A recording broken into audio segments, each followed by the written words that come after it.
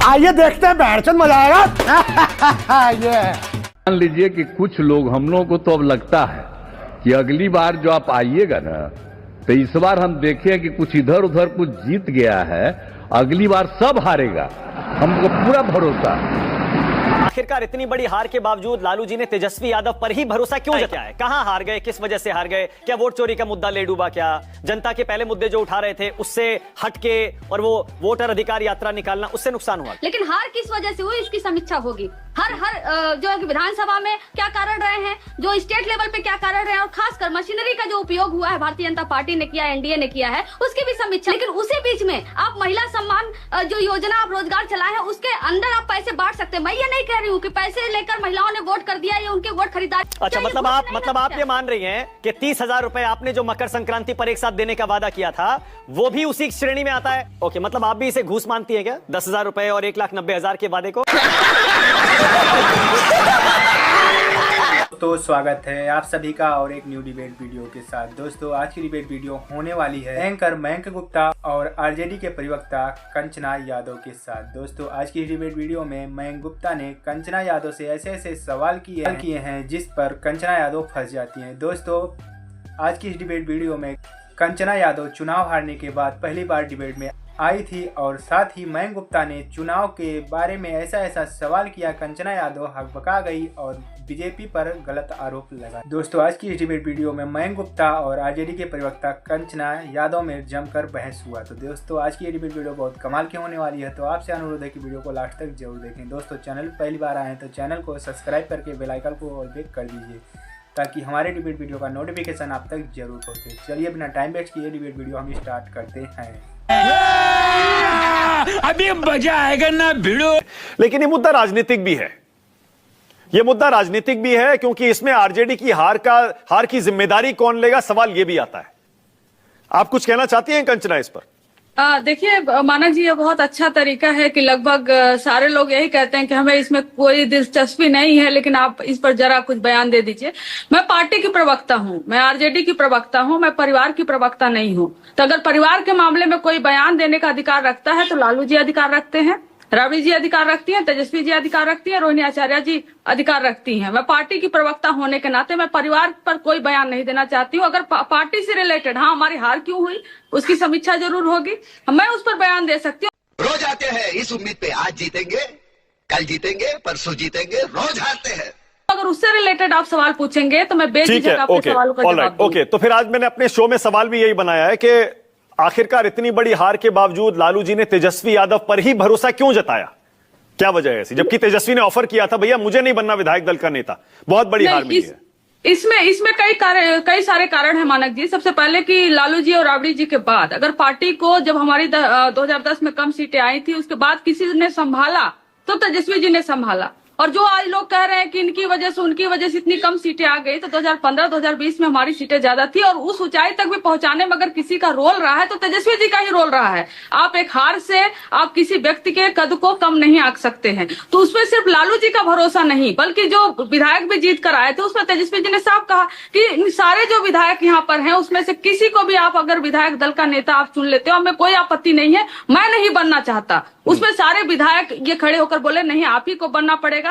हार से कम सीटें होने से हम आपके जो कद है उसको हम कम नहीं मानते हैं, क्योंकि आपने मेहनत किया है, पूरी तरह से मेहनत किया है। लेकिन हार किस वजह से हुई इसकी समीक्षा होगी। हर जो है कि विधानसभा में क्या कारण रहे हैं, जो स्टेट लेवल पे क्या कारण रहे हैं, और खासकर मशीनरी का जो उपयोग हुआ है भारतीय जनता पार्टी ने किया, एनडीए ने किया है, उसकी भी समीक्षा होगी। और उसके खिलाफ कांग्रेस पार्टी ने एक्शन लेना शुरू कर दिया है। आपको मालूम होगा कि रामलीला मैदान में विरोध प्रदर्शन करने का ऐलान हो भी चुका है। तो हम उस फ्रंट पर भी लड़ेंगे और हमारी पार्टी के अंदर भी जो चीजें हैं उसकी भी समीक्षा हम करेंगे। तो ये हार की वजह से कम सीटें अगर जीत जाते तो सारा क्रेडिट तेजस्वी जी को जाता, इन्होंने मास्टर स्ट्रोक, इतना बड़ा करिश्माई लीडर। लेकिन अगर हार गए हैं तो इसका यह मतलब नहीं है कि उन्होंने कम रैलियां की या उन्होंने कम पॉलिटिक्स की या उन्होंने रोजगार का जो जमीनी मुद्दा है बिहार में, चाहे वो फैक्ट्री हो, चाहे रोजगार हो, चाहे महिलाओं की सुरक्षा से रिलेटेड हो, क्या उस मुद्दे पर उन्होंने बात नहीं किया? क्या पार्टी को इतनी ऊंचाइयों तक तेजस्वी जी ने लेकर गए? 2010 में ही हमारी कम सीटें हो गई थी, आज भी पार्टी हमारी मजबूती से खड़ी है। Kanchana, okay, alright, okay, party पर देखिए, जब पार्टी में विश्लेषण होगा तब जाहिर है कि आधिकारिक तौर पर बताया जाएगा किसकी वजह से हारे। मैं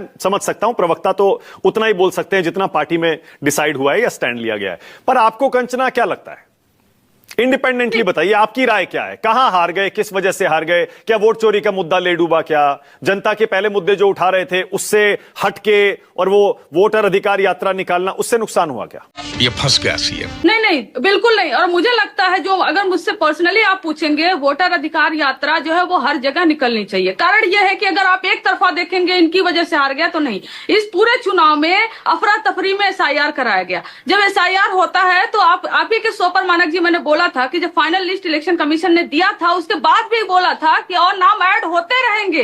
और जब फाइनल लिस्ट आया था तो 7.42 करोड़, और जब इलेक्शन हो गया तो इलेक्शन कमिश्नर बताते हैं कि नहीं, 7.45 करोड़ टोटल वोटर्स रहे हैं। तो ये 3 करोड़ वोटर बाद में कैसे जुड़े हैं? और दूसरा जो है कि मैं आपको बता रही हूँ कि चुनाव के जस्ट पहले इलेक्शन कमिश्नर ने बहुत सारे रिजल्ट, जैसे असिस्टेंट प्रोफेसर का इंटरव्यू हुआ था, हमारे भी कई सारे मित्र जो है JNU से उन्होंने अप्लाई किया था, उनके रिजल्ट को रोक दिया गया, यह बोलते हुए कि अभी चुनाव चल रहा है, आचार संहिता का उल्लंघन होगा। आप असिस्टेंट प्रोफेसर का इंटरव्यू हुआ, रिजल्ट रोक सकते हैं, लेकिन उसी बीच में आप महिला सम्मान जो योजना आप रोजगार चलाए हैं उसके अंदर आप पैसे बांट सकते हैं। मैं ये नहीं कह रही हूं कि पैसे लेकर महिलाओं ने वोट कर दिया या उनके वोट खरीदारी हो गई। यहाँ जिम्मेदार सिस्टम का है, यहाँ जिम्मेदार सिस्टम है, इलेक्शन कमिश्नर है, यहाँ जिम्मेदार जो है NDA है कि आप किस तरीके से पूरे वोट को, पूरे चुनाव को आप एक तरीके से मखौल बना दिए, और इस पर पूरा सिस्टम चुप रहा। इलेक्शन कमीशन ने पूरी कोशिश की कि NDA जीते, और बीच में मॉडल कोड ऑफ कंडक्ट का उल्लंघन होता रहा।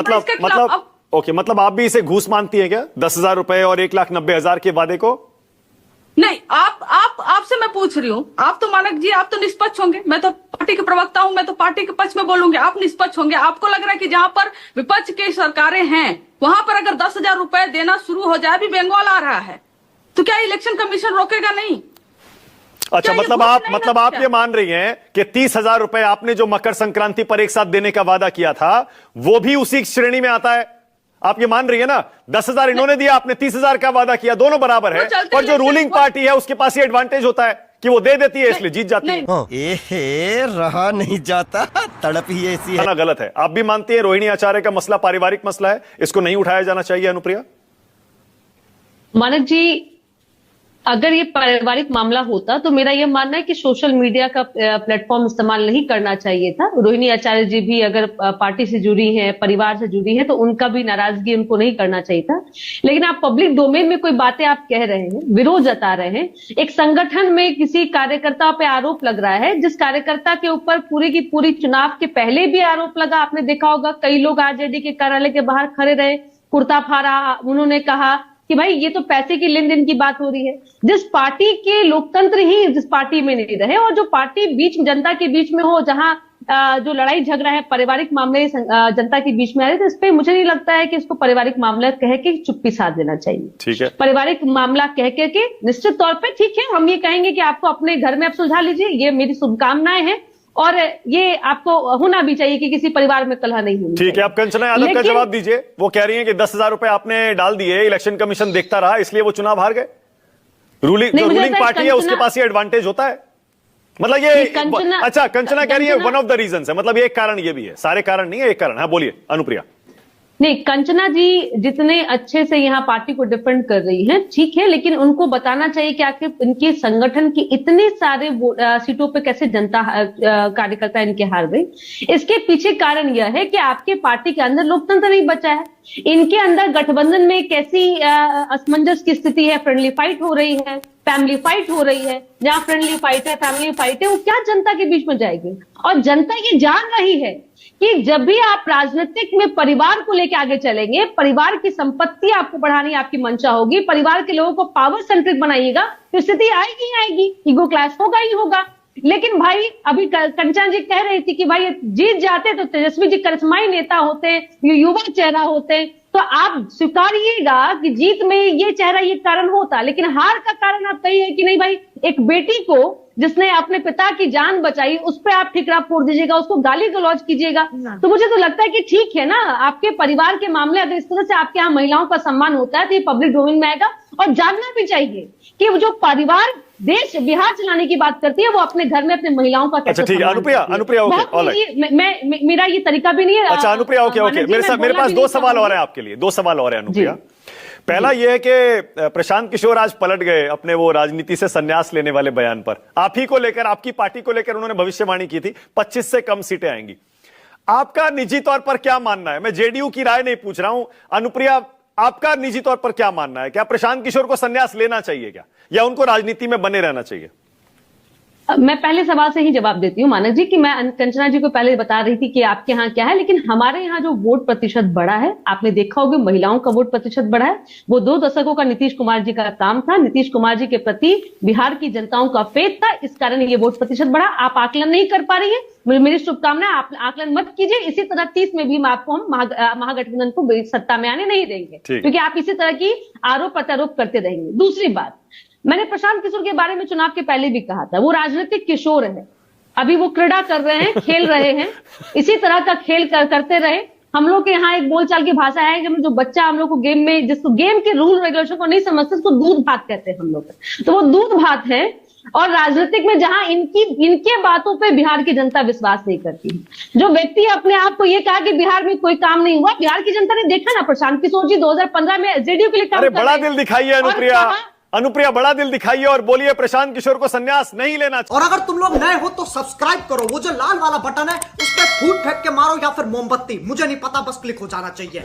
दोस्तों अगर ये वीडियो आप यहाँ तक देख रहे हैं तो हमें उम्मीद है कि ये वीडियो आपको पसंद आई होगी। दोस्तों जैसे कि आप लोगों ने देखा कि एंकर मयंक गुप्ता और आरजेडी के प्रवक्ता कंचना यादव में ये डिबेट वीडियो हो रही होती है। दोस्तों जब से चुनाव हार तब से पहली बार कंचना यादव डिबेट में दिखी और मयंक गुप्ता से बीजेपी के बारे में उल्टा सीधा बोलने लगी। तो मयंक गुप्ता कहाँ पीछे रहने वाले हैं, उनका जमकर धुलाई कर दिया। तो दोस्तों आज के लिए वीडियो बहुत कमाल की थी, तो हमें उम्मीद है कि ये वीडियो आपको पसंद आई होगी।